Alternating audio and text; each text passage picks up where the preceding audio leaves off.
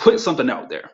Even if you know it's not perfect, don't get so caught up in analyzing everything that you don't act, but just put something out there and see what happens. Yo, what's going on, fam? This is your boy, K Noel, Relentless Conversations. You already know how we do. Coming back with another episode. Hey, y'all make sure y'all tune in, and also make sure you catch some of the previous episodes too. All right, let's hit that intro. 1, 2, 3, I got to be a beast and be like 1, 2, 3, I'm hot, watch me unleash and it go 1, 2, 3, when you know that you the best out, chest out, I'm saying I got now, forget the rest now, 1, 2, 3, I got to be a beast and be like 1, 2, 3, I'm hot, watch me unleash and it go 1, 2, 3, when you know that you the best out, chest out, I'm saying I got now, forget the rest now. I rap with the soul of Frankie Beverly, amazed on these graceful beats, forever heavenly. There'll never be none after me unless we talking let us see, begin on high notes like I'm lettuce. It's the real dreamer and artist formerly known as. Man, listen, it's nothing like a good intro, to set the tempo of the each episode. I actually love that. Shout out to my bro, Dr. Emmanuel Little, aka Many Voices, and also on the outro, man. Y'all make sure y'all check out my brother-in-law, Naj the Leader. Yo, gotta shout them out now because they gave me that opportunity to use their music on the podcast. So I don't take that for granted. So now I gotta bring on one of my day ones, man. He was rocking with me before y'all knew the Relentless Motivator. So, man, I think he has probably been on every season. Literally, I told y'all before, it's only so many people that's been on every season, and he happens to be one. Y'all actually get an insight every time we have a conversation to what our conversations are like, man. He is one I can. Now it is a few people, but he is one of the top ones that I can have a conversation with, and we can literally go in, man. This brother, he's highly anointed, man. The wisdom is next level, man. I could go on for days, man. So I'm just gonna go ahead and bring him on. I'm gonna let him introduce himself. So I want to bring on my bro, Kodi Ko. Kodi Patrick, however y'all want to call him. What's going on, bro? Brother, I am excited to be a part of this. I appreciate the invite. How's it going? Oh yeah, and you rocking that shirt, man. Hey, Oh, absolutely. y'all probably don't know it. I got to do the horns on that one. he threw it back to the Be Relentless shirts. If y'all watched the previous seasons, y'all already know about those. I still got some in the vault, man. I may do some giveaways this season. I'm not even really sure yet. We'll see. It depends. But yeah, this is, like I said, this is one of my day ones, man. So, bro, how's everything going on your end?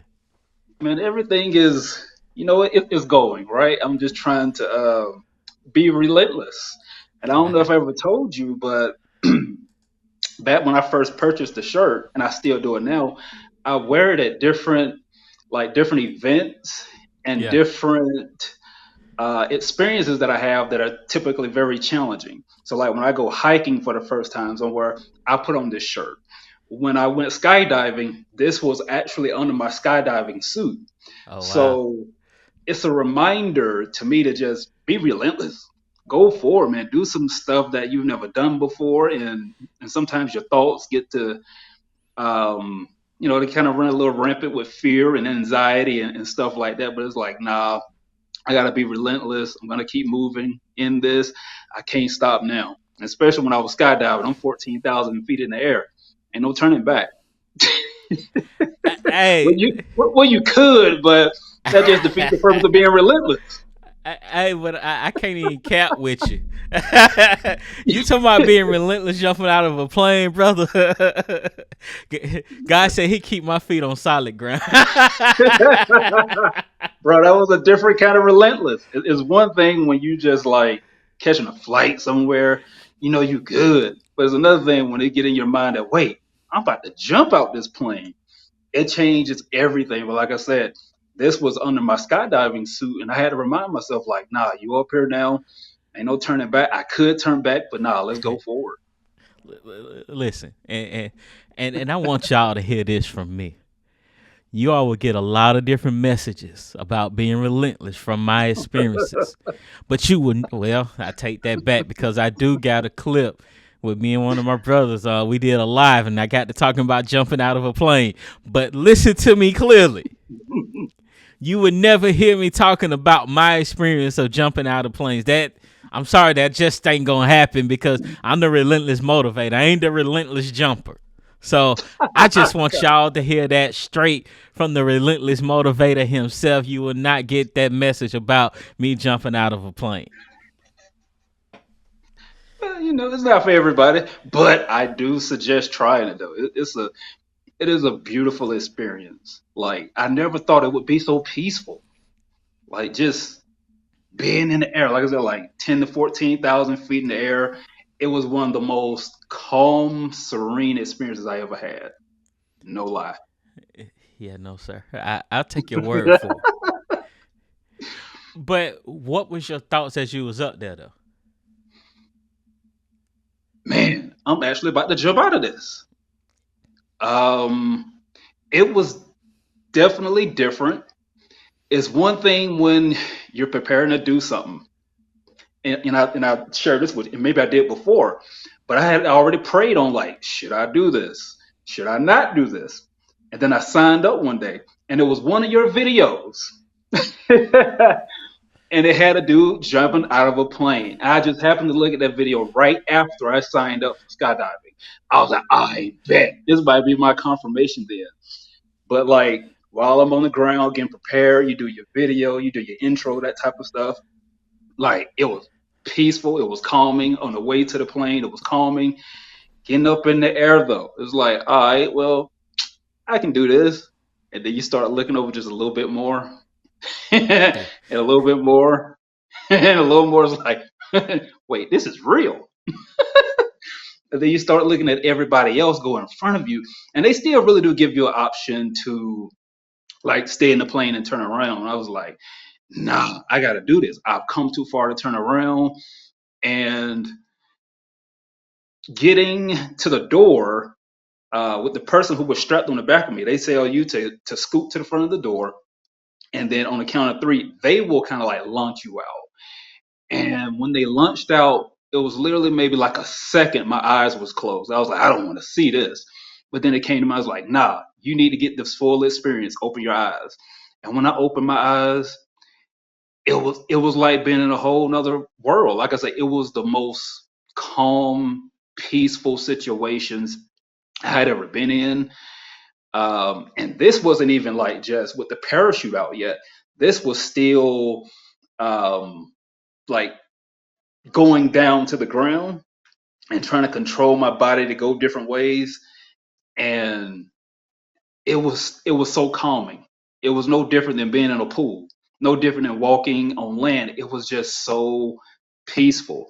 And then when they let the parachute out, you just kind of free fall and kind of go in zigzags all the way down to the ground. And I remember thinking in my head, like, this is why people do this. Like, I have to do this again. Like, before I even hit the ground, I already knew I wanted to do it again. And actually, before we got on this call, I was like, man, I need another good summer experience. Maybe I need to look into skydiving one more time. But I loved it. Man, listen, you almost have me convinced. Just a little bit.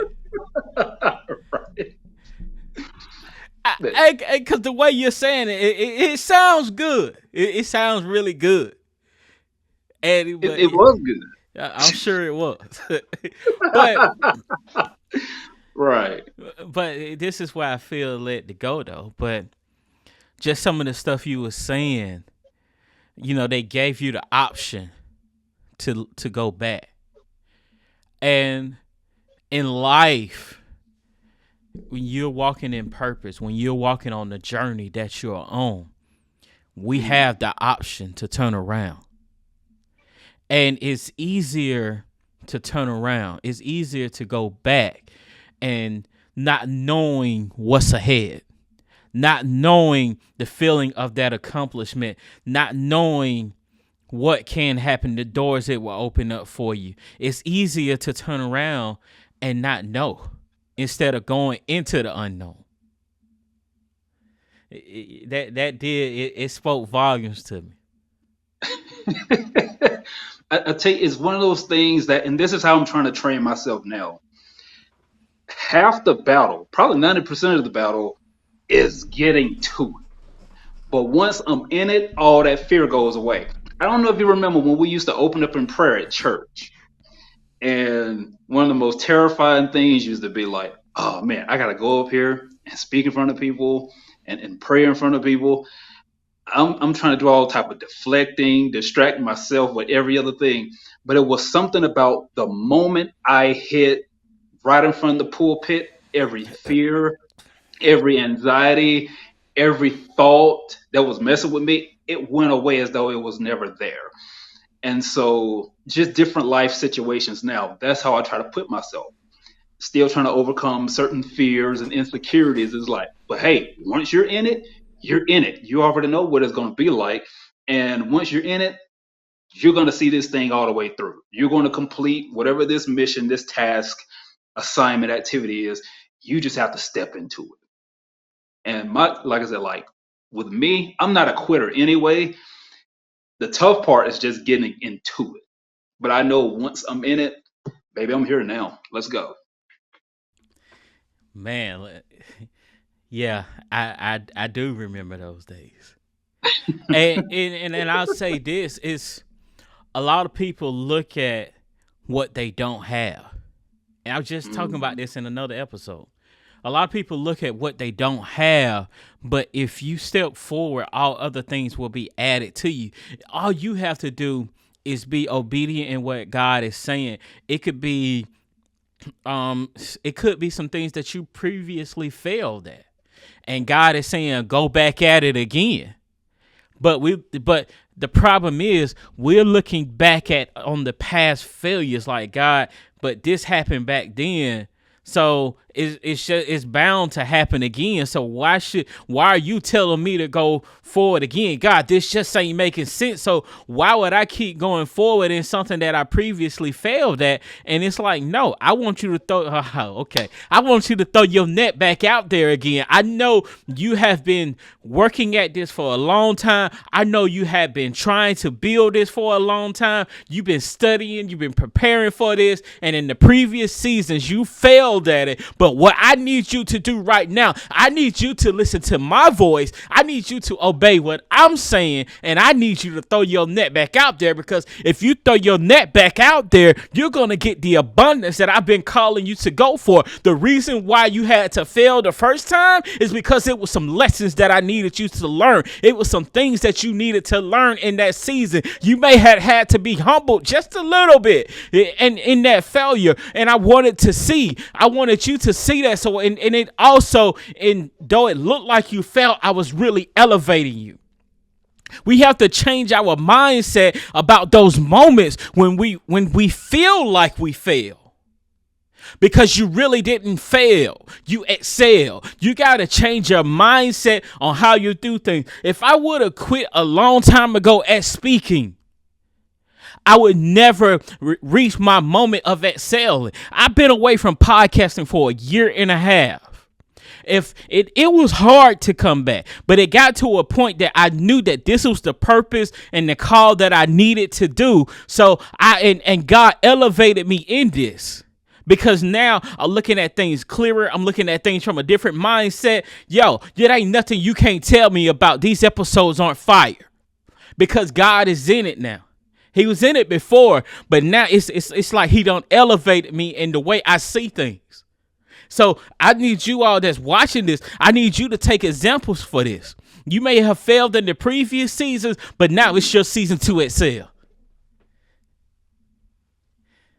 Man, see, you don't got me started, man. Man, I would just say you take it to another gear. That's why I was shaking my head. You went from one gear to another. Wow. Wow. And really, I wasn't going to say anything because I felt like you said everything about that. But I will share this one thing, and this is just me being transparent. I'm a thinker. I think like an engineer as well, so I always put things together. I connect dots. I connect components.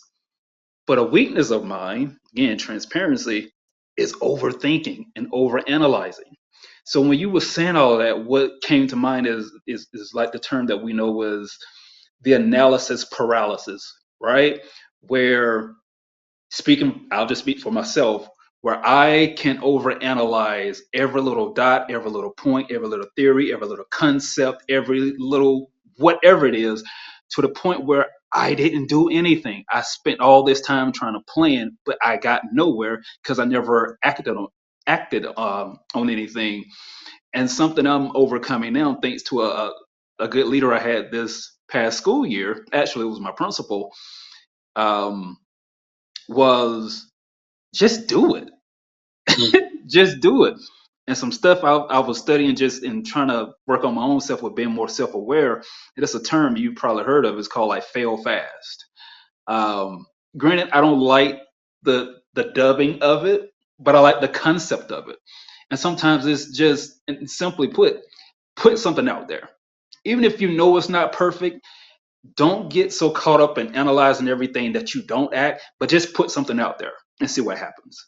Because it could be that when you put this thing out here, the thing that you probably think that you're gonna fail in, and it might be a great learning lesson because you never know the type of wisdom or knowledge that you pick up from that. It's like having an invention or a podcast idea, and you're not sure which way you want to go on it. But if you just put it out there to see what it looks like, you never know the type of results you're going to get back. Even if you don't like the results, at least you took that step to put it out there, and now you know what you don't want. But it could be something that you like that you could use in a future podcast or a future situation that is very similar. And that fail fast approach, that no turning back approach, I think they really go hand in hand. And I'm sure there's a lot of people out there, not just myself, who could be in a very same or similar season right now, or seasons, or just this is probably just a character flaw you have. Just put it out there. Like you said, cast the net. It didn't work last time, but you know what? Don't get so caught up in the past failure that probably wasn't even overall a failure, but it was just a learning lesson. And cast your net again because you don't know what you might come up with this time. Man, I'll say this. I too am an overthinker, and I can sometimes be a perfectionist.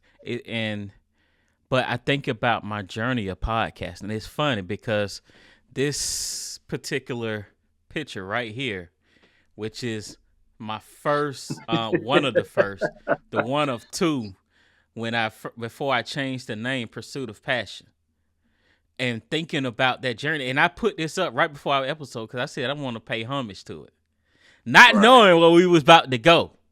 Right. But, thinking about the journey, if you recall, that logo used to be a lion that was on fire. I didn't want to put my face on it. Moved into season 2, I put my face on it. Season 3, and I realized I don't have one of those covers for season 3. But even season 3, that's when I changed the name to Relentless Conversations. So, and now I have that logo, which is fitting for me.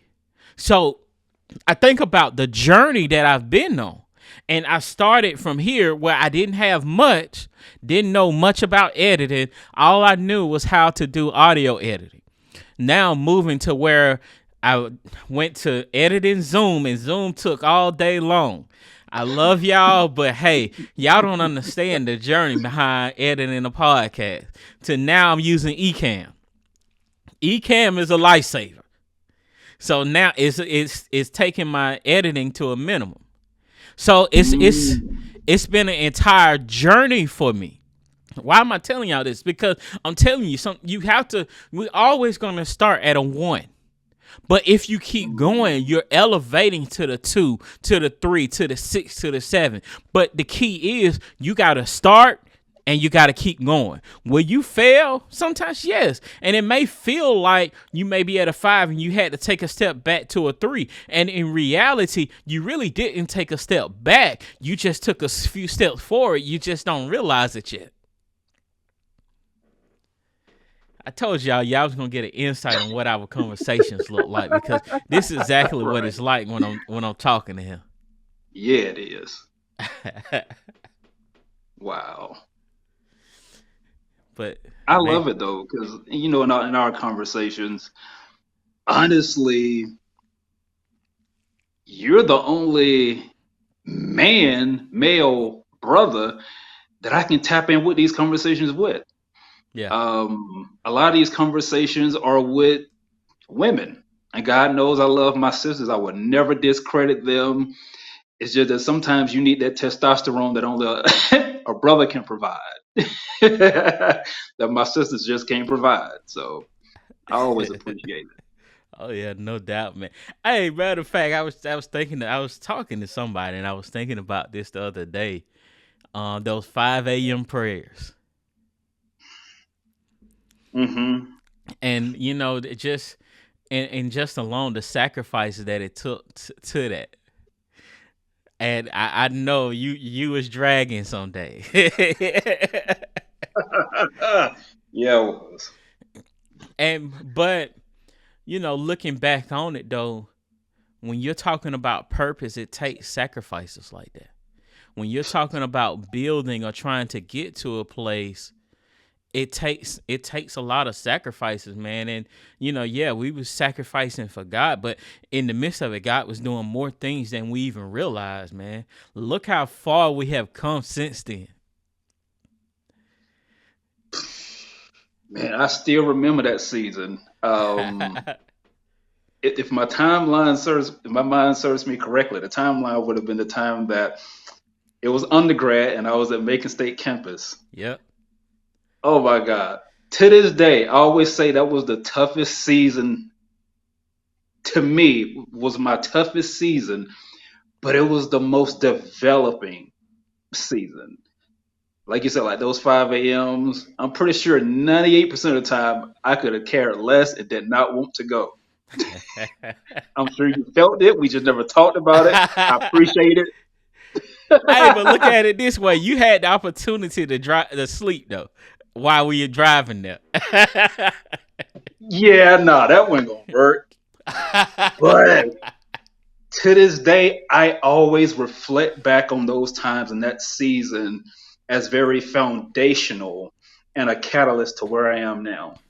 Yeah, Because it pushed me to study more, it pushed me to pray more, it pushed me to challenge myself, it pushed me to challenge others. Um, and it's and sometimes you don't know how far you've come until, and it's not comparison, but it's that challenge. And when yeah, you're looking for other people to kind of walk with you in some ways and in some areas, and they don't have the same capacity that you do. And then you go back to, wait a minute, like that capacity came when I was being stretched in my season of frustration and my season of disillusionment and my season of disappointment. Like that capacity and that stretching came to where I realized, like, okay, everybody doesn't have the same capacity. They don't have the same appetite. It doesn't mean that I'm any better or that they're any less. It just means that we're just different. And like I said, that was such a catalyst season of studying, praying, fasting, and looking at how, man, like, how would it have been if I would have adjusted my attitude to be more positive like I am now? And hey, it was a beautiful thing. I hated it, but it was a beautiful thing. I can agree as that being foundational because that season and that was a season that I absolutely love, man, because it was very foundational. It challenged me in a lot of areas. And even looking back on it, I see areas that I have grown from since then. Even the mindset, the growth, and it's a lot of things from what we call back then RGMI, that we learned. I think and that is where we learned a lot of stuff. Shout out to Apostle Akins. That was Yep. very pivotal in our lives, man, and especially when we was on what was it, Osegian. Yup. It, it's just Osegian. it's just something about that build. I don't know what it was, but it was just something about that build. Right. But man, thinking about those days, I get excited, just thinking about it. Yeah, man, and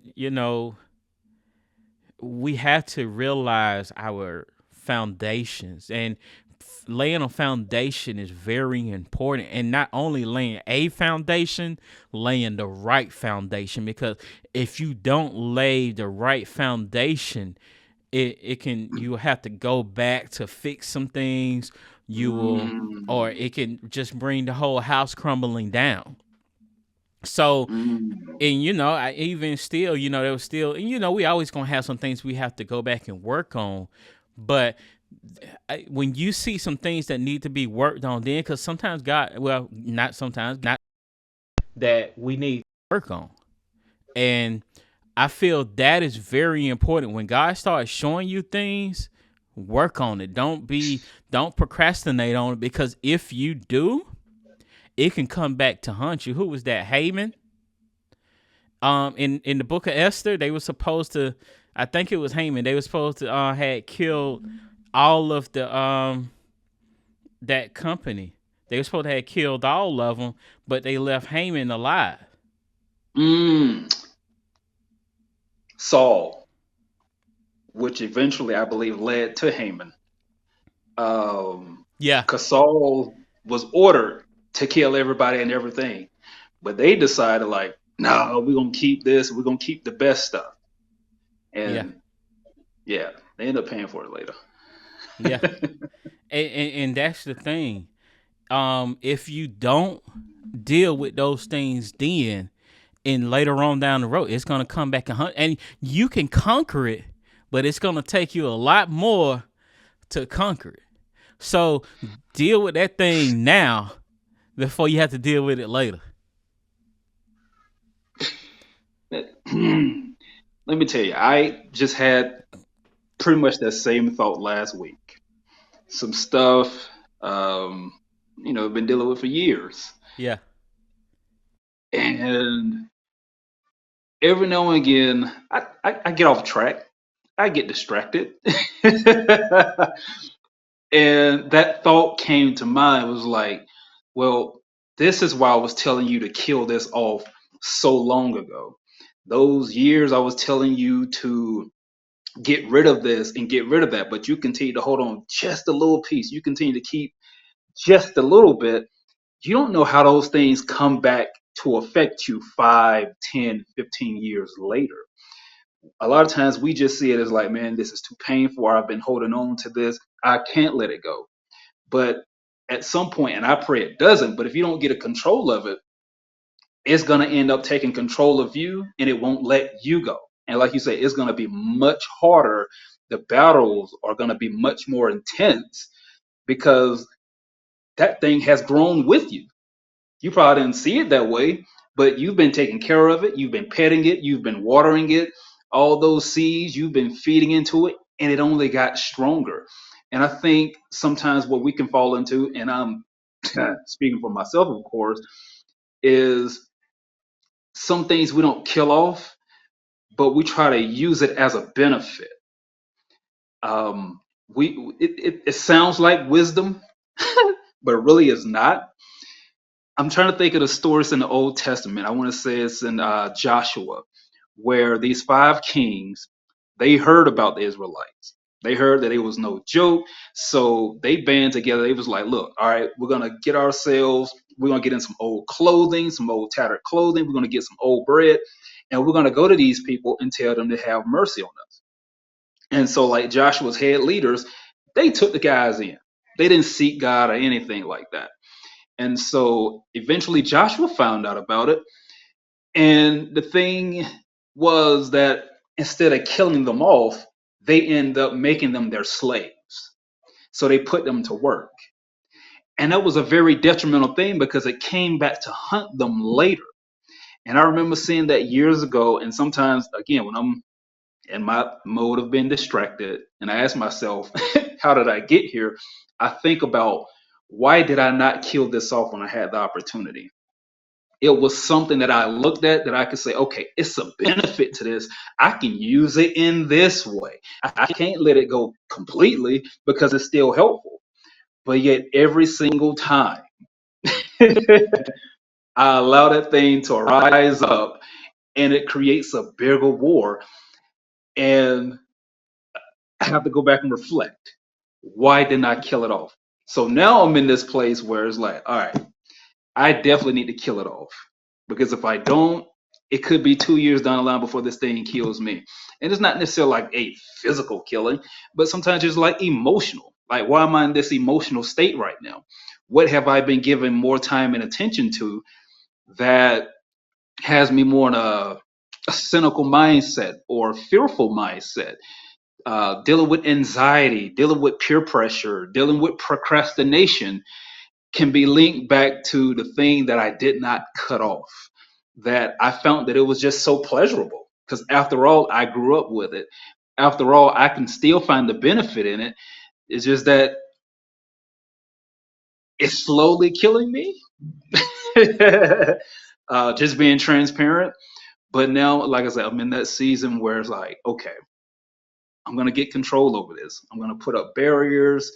I'm going to put up blockades. I'm going to put these certain standards in place, and I have to hold to the standard because I will defeat this thing once and after all. Because one day, I hope to have children, right? And if that's what God has for me, I don't want them to battle with the same things I battle with growing up and the same things I still have to battle with from time to time.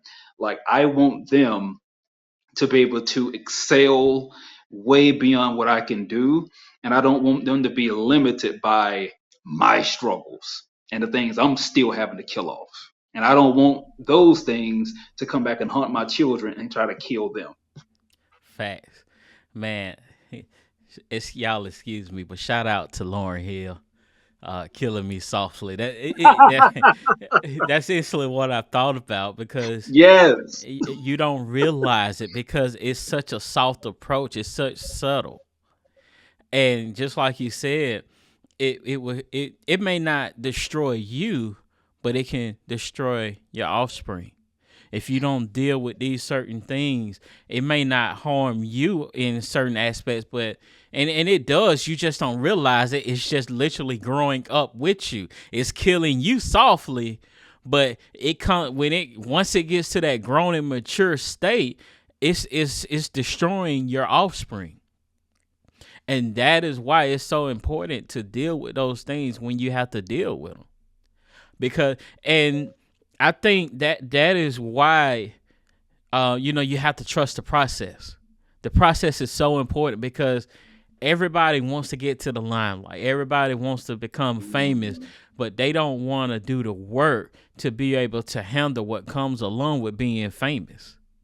They don't want to have to do the mental work because I can imagine it can be exhausting. And I mean, so it's at the level I'm at in life, man, it's exhausting. And and I mean, and Biggie even told us, he said, more money, more problems. But everybody wants the money and they want the fame, but they don't want the process of it. The process is more important than the money and the fame, because if you don't trust the process and go through the process that you need to have, you're going to destroy every single thing that you have already built.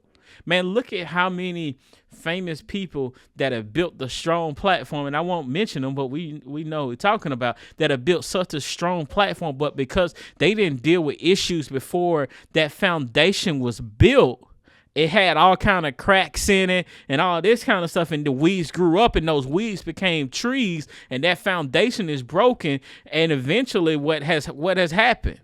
And you didn't realize you was destroying your whole platform and everything you built, but it came back to hunt you because you didn't trust the process of making sure your character was good.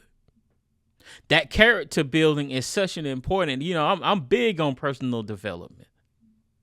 That is very key and very important. Come on, I know you downloading something. Yeah, just moving right along. No, I had a ton, but man, like even the part about the money, right? So I think about and I pray for those athletes who are coming out of college, who are going to the NBA, going to the NFL, whatever the next level of professional level is. And the thing that got me about that one day, this was a couple years ago. I was getting ready to leave Houston, and when I was leaving, I thought that they were going to split like my remaining pay monthly over the summer. However, they just gave me the whole lump sum at one time.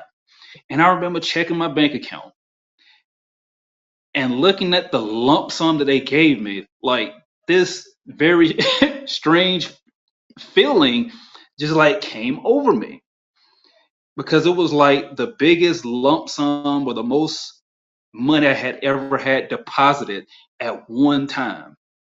And immediately what came to mind was thinking about those athletes who are in college, who probably have never had a bank account, grew up in poverty, grew up with nothing, and now they literally become multimillionaires overnight. They've never had to budget, and I was budgeting then. They never had to be financially conscious, and I was financially conscious then. They never had to balance their checkbook.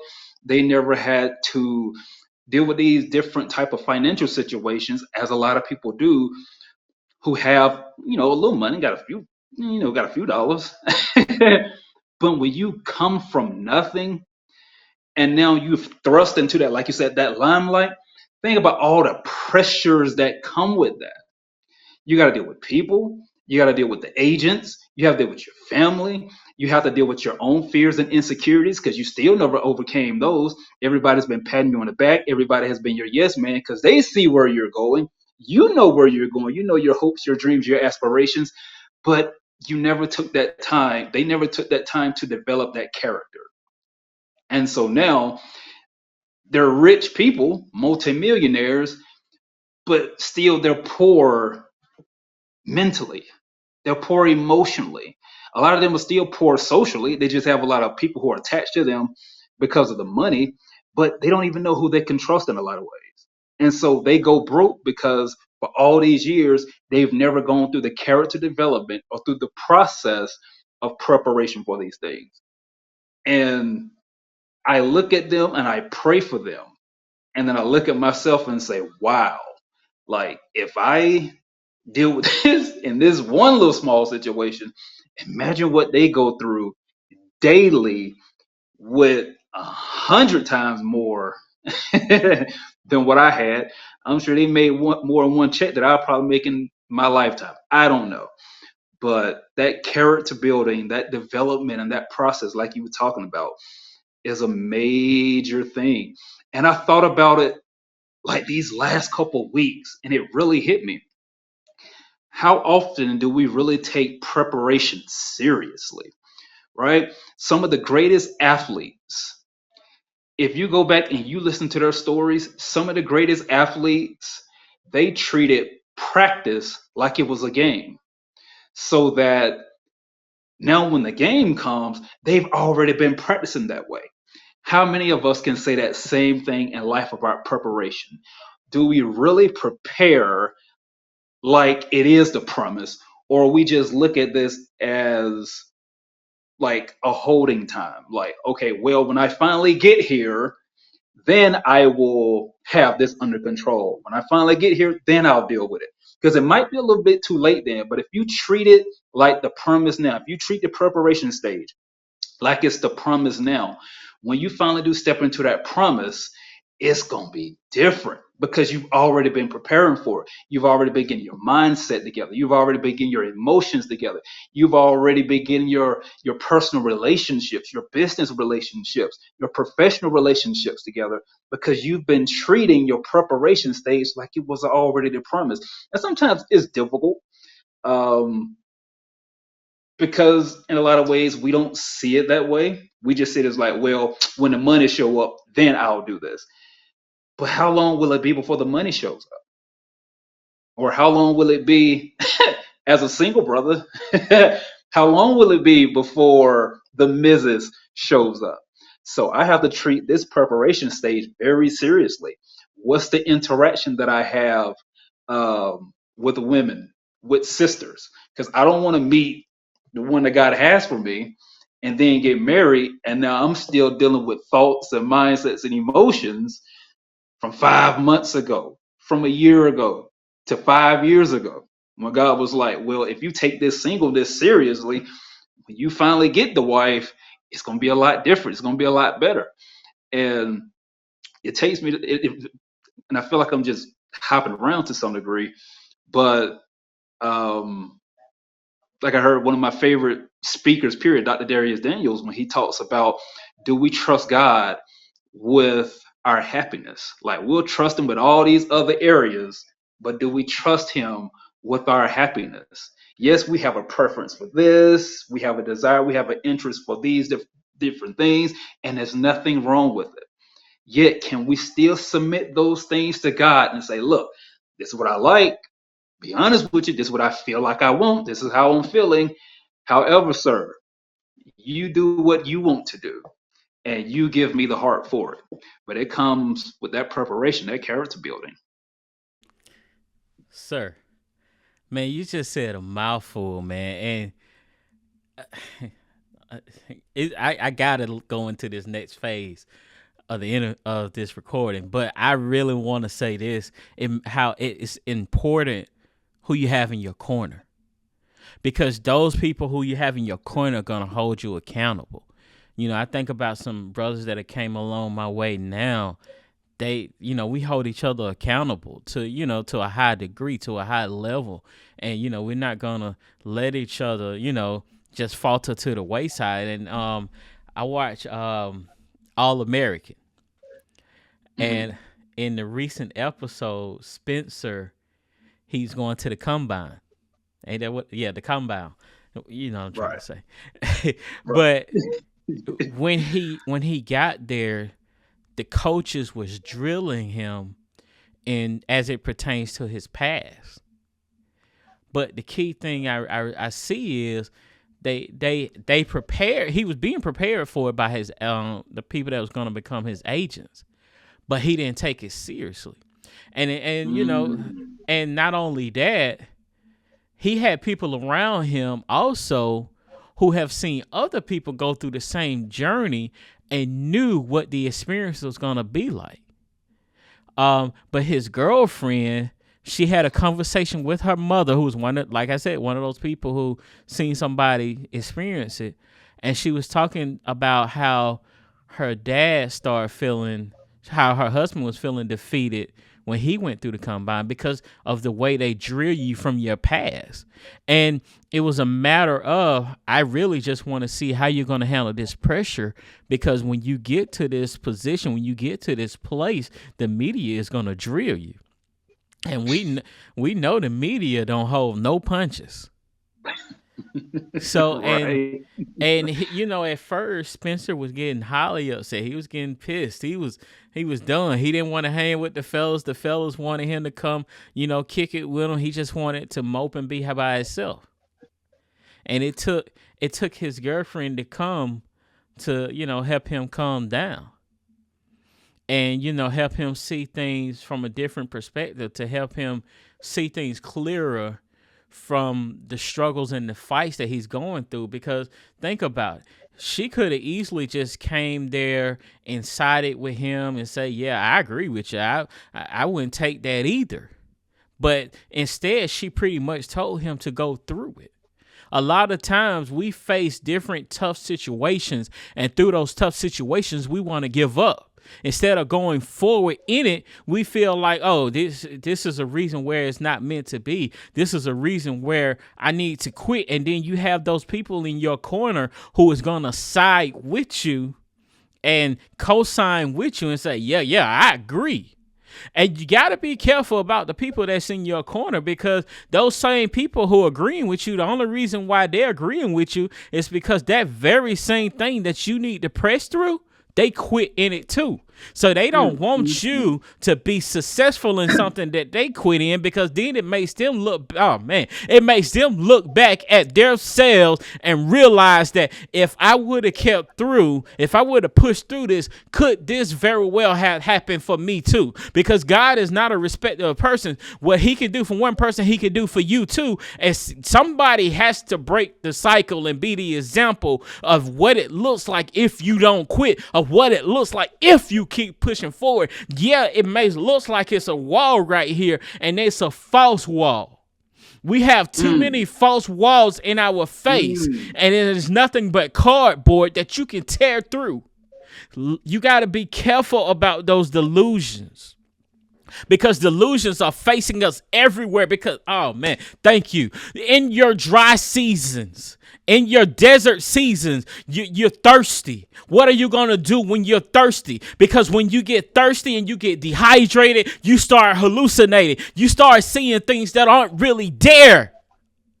Don't fall for the illusions. Don't fall for the things that aren't there. And then you got people that's walking the same journey because they gave up, they quit, and they died in the desert. And they're telling you that they're seeing the same thing that you saw, and they're telling you to quit. But I'm here to tell you right now, because I told you, I am the voice in the dark place. Don't you dare give up right there. Don't you dare quit right now. You keep going. You keep going forward. You be relentless. You change your mindset, and you see that what you think you see right now is not there. What you think is defeat is your victory that's waiting on the other side. But what you got to do first, you got to keep going, baby. You got to give it all you got. You got to flex those muscles and say you're more than a conqueror. Your name is victory. Your name is not a quitter. Keep going forward. This message was sponsored by Relentless Conversations.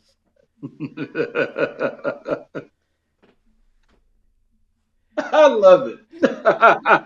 Man. As the preacher say, I felt that one way down in my soul. Right. Wow.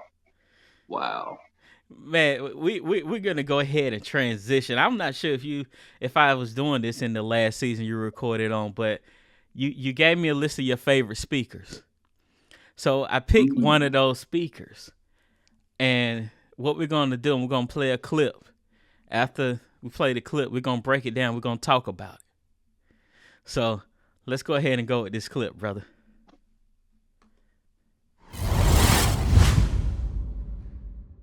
Because if purpose is if purpose is an answer to a problem, then God will give you a unique agitation for the problems you've been created to solve. Which means two of us can walk in a room, see the same problem, it bother you and not bother me. Because God will give you an agitation for what you've been assigned to address. Man, come on. Hey, I found that clip, but I had forgot what the clip actually was. Man, come on. No, let me tell you though, I've heard him say that a number of times, and every time it takes me back to a conversation we had back when you worked at a previous place. I don't know if I can say the name, but when you were working there, and you were saying how you can walk into a room and you can notice certain things that are off, or certain things that haven't been cleaned. Yeah. And I remember thinking like,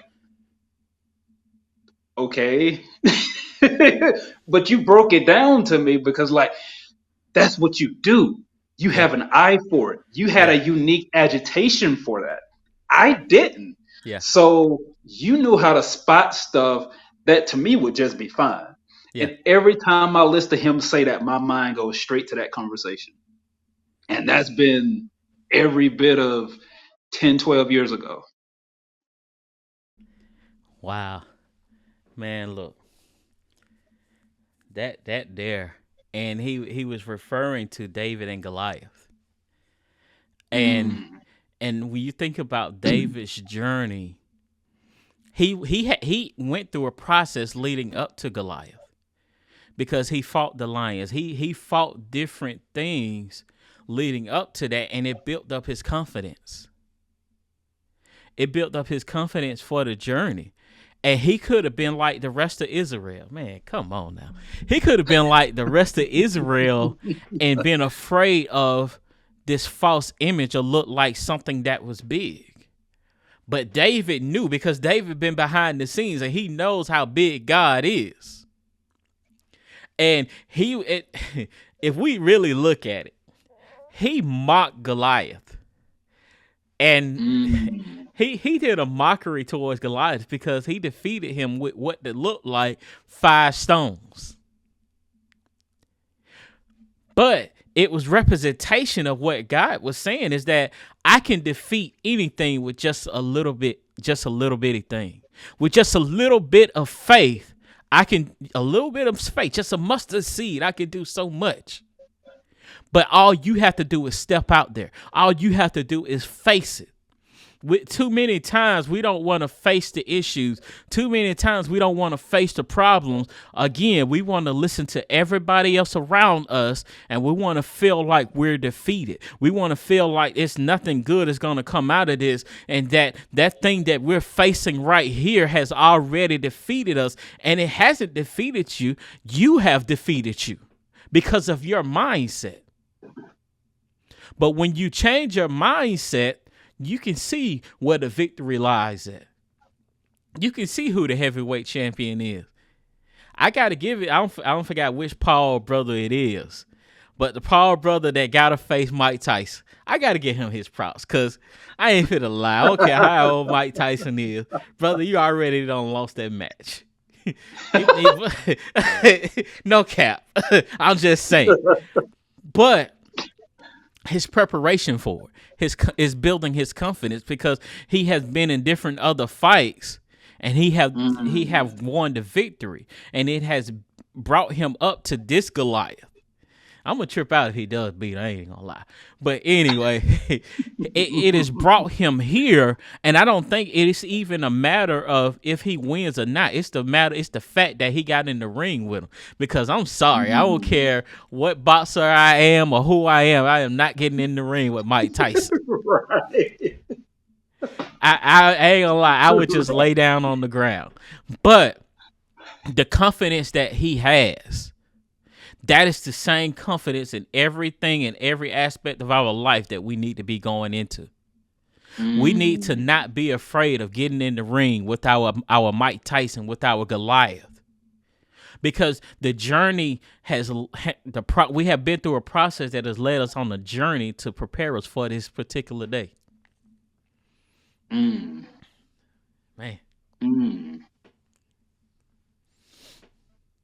Yeah. I still ain't getting in the ring with Mike Tyson. So.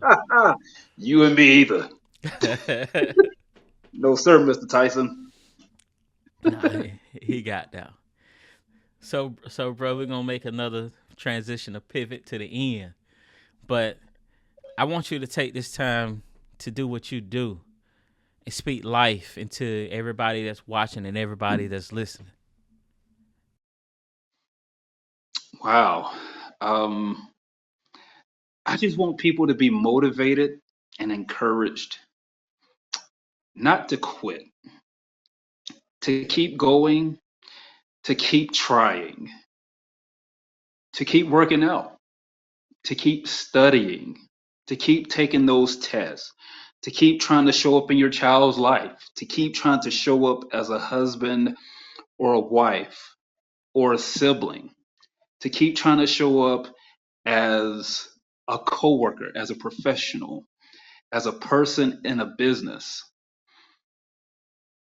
Something I've always found attractive is a person who is willing to try.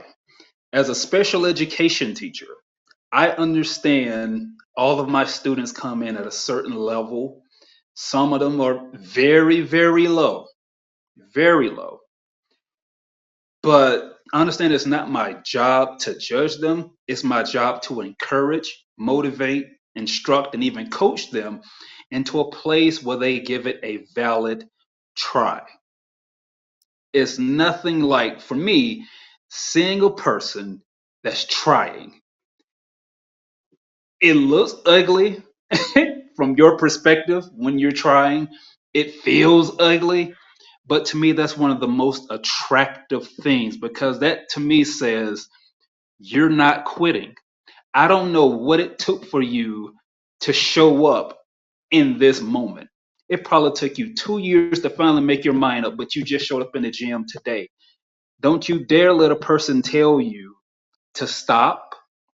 Don't you dare let a person discourage you and say that it's not going to work. It took you too long to show up at this very moment. A lot of people don't get the behind the scenes. They see where you are now, but they don't see the wrecks that you overcame. They don't see the car wrecks, the physical car wrecks that someone overcame. They don't see that the divorce that someone overcame. They don't see where you were when you were losing money. They don't see all of what we consider failures. And truth be told, some of those things could have very well been your fault. Maybe it was how you treated people. Maybe you were texting while you were driving. Maybe you really did bring these things on yourself. However, God is so good and so merciful that He continues to give you life. He continues to give you breath day after day so that you can keep trying. He doesn't expect you to go from A to Z overnight, from 0 to 60 overnight. He wants to see you try. And for your trying, He will reward you. The battle will be tough, the road will be long, but it's something about that fight, that try, that attempt that no one can take from you. And when you finally do reach the place that you're trying to reach, when you look back over that time, going back to that character development that we talked about earlier, you're going to see the effects, the compound effects of all that trying. Be relentless. Be motivated. If you need to cut off some people out your circle, then cut them off. Even if you don't cut them off completely, limit the phone calls, limit social media. You don't have to keep comparing yourself to somebody else's lie anyway. Keep trying because you don't even know a person like me who's looking at you saying like, oh my God, that is so attractive. And I'm literally that person praying for somebody in the gym like, God, give that brother the strength to complete his workout. God, give that sister her strength to complete their workout. When I see somebody walking on the side of the road who is clearly overweight, and I see that brother or sister trying to jog, and they look they about to pass out, I I seriously pray for that person. I'm like, God bless them. God give them the strength to finish. God give them the strength to complete whatever it is that they set out to do. I don't know their story. I don't have to know their story. But from what I see, it's attractive because they keep trying. Keep trying. It's attractive to somebody. Somebody's praying for you. Somebody's watching you. Whether it's your children, your coworkers, your family member, a stranger, somebody is watching your try. Guess what? Somebody don't like that you keep trying, but keep trying anyway. God is holding back the lions. God is fighting a Goliath that you don't even know who is attacking you right now. But keep trying. Keep showing up day after day. Keep showing up to work early, even if you make those mistakes. Don't get so caught up in analysis paralysis. Keep trying. That's what I have for the people. Keep trying. Now y'all see why he has to be on every season. Y'all see it now. So when we get together, it's like Captain Planet. By your powers combined. Yes, I love it. I'm just saying, but bro, man, I just want you to know. First and foremost, I thank you for taking the time out. For hopping on. For a conversation with me. Um, the years of friendship, the years of brotherhood, man. It doesn't. I don't take it for granted, man. And I just want you to know I appreciate you, man. Just thinking back all the way back to our RGMI days, man. It's been a journey, man. A But journey. yeah, Man, and definitely, I appreciate the invite. I know we don't tap in as much as we used to. We're lifing, we're yeah, adulting, yeah, right? yeah. But please believe, I still watch you from afar. And I do remember your season ones and the different things, the different ideas you had about going forward in certain areas. And so when I see the progression throughout the seasons, it's motivational for me Yeah. because I know where you've come from. I've seen some things from the beginning.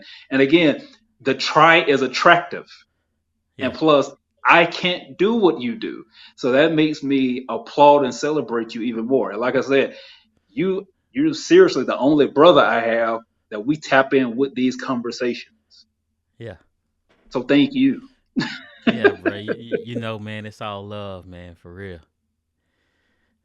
It's no doubt. But Wow. this episode has come to an end.